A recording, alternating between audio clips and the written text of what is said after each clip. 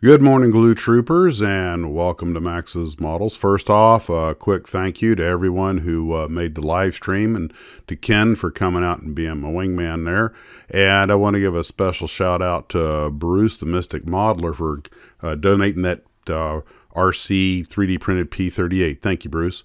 So Ken took it home with him, and he's going to be moving soon, so it'll be a while before he gets started on it. But we were talking about that. Well, this morning, when I got up, Ken stayed at my place last night, and when I got up, the first thing I did was Kaiju this poor infantry lieutenant who'd fallen on the carpet and snapped his arm off. And it took me quite a while to find it, but now I got to take him out to the Tarbis and Steve Austin this guy and get him back in operation. So great way to kick off the morning, crushing a model figure. When we were out in the Tarbis, Ken noticed that the Sbd that hangs in the ceiling really needed dusting. So we did that, and he actually gave me that, 16 years ago, and he was all happy now it was all cleaned up. And I also gave him some probably 15-year-old Flex track to donate to his railroad club down in Lauderdale.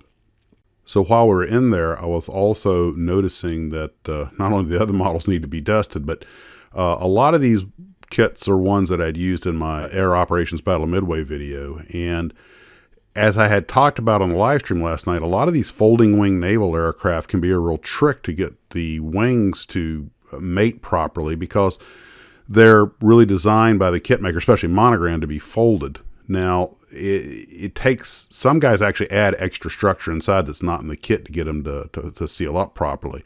And that's kind of an ongoing thing.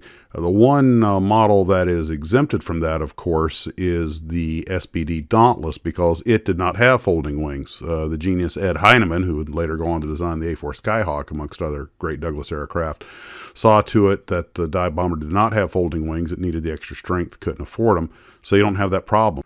But with the Devastators and Avengers and Wildcats, it becomes a bit of an issue. And whether it's Revell or Monogram, I've noticed that problem with that wing sag and everything is kind of an ongoing thing. Sometimes it turns out good. This particular TBD, it turned out pretty solid, but they also create weak points, and sometimes they break off and easily. It's just, it can be a bit of a nuisance. Be nice if they gave you an option for a one-piece wing, but that'd be pretty expensive to do.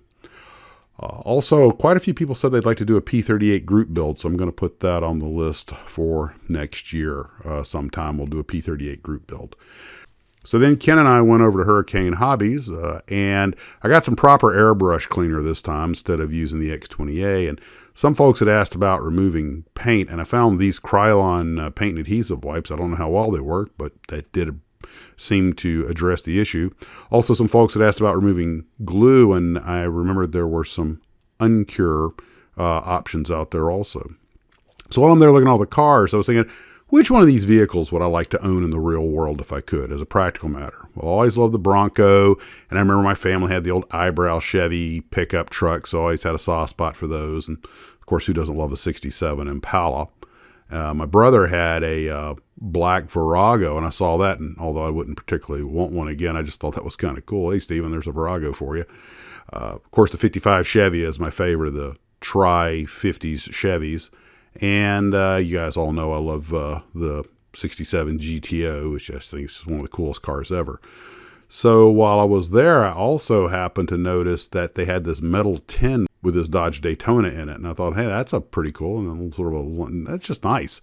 And of course, they had, Big Daddy Roth versus Tom Daniel over in one corner, sort of specialty kits they keep over in one spot now. And they kind of have TD corner over there with a bunch of his stuff that's repopped by Atlantis. Of course, then there are the rides that you can't have that I thought would be cool. Yeah, I'd love an AT-AT, and while you're at it, yeah, I'd love the space shuttle too. But getting back to the cars, those are the ones that were on the shelf.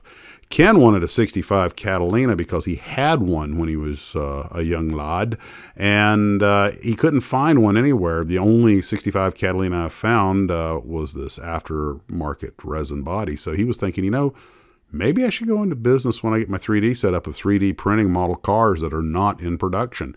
And so I was like, that's a cool idea. Well, anyway, he had to head on back down south, and that pretty much wrapped up our morning. I'll be gone for a few days, so won't be any more content till the end of the week. Guys, take care, and as always, model on.